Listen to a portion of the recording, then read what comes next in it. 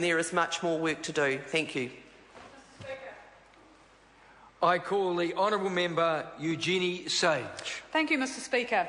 I'm pleased to take a short call on the local electoral amendment number 2 bill, and the Green Party is pleased to be supporting this bill because of its purpose of ensuring that there's more consistency between local authority elections and general elections with regard to electoral donations and expenses.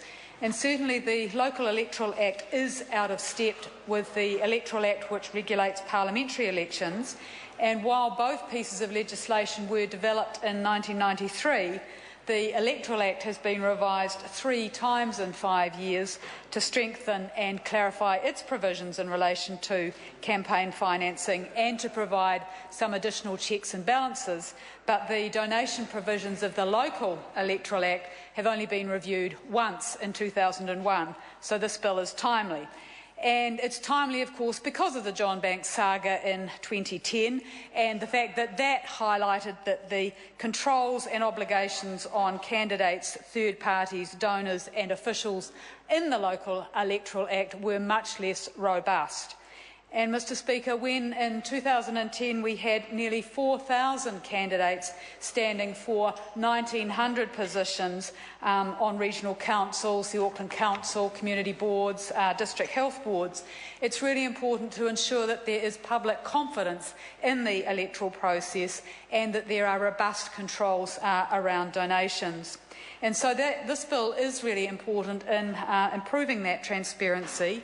And that's through measures such as the limit on the cap on the amount for anonymous donations of $1,500, and it will certainly be a strong incentive when any excess has to be paid to their local electoral officer that these donations do stay at $1,500. And the bill also improves how words like anonymous and donations are defined, and it certainly strengthens the candidate disclosure, reporting and recording requirements. And would like to congratulate the Justice and Electoral Committee. It's done quite substantive work on the bill, and the changes that it's recommended certainly improve the bill. Mr Speaker, where there's been this cap of $1,500, that's one example of getting more alignment between local authority elections and parliamentary elections.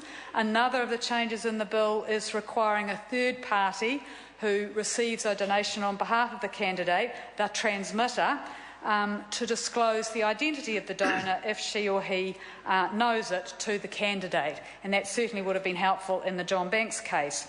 And another of these areas of alignment is ensuring that the electoral donation covers things where you've got a difference between the market I'm sorry to interrupt the honourable member.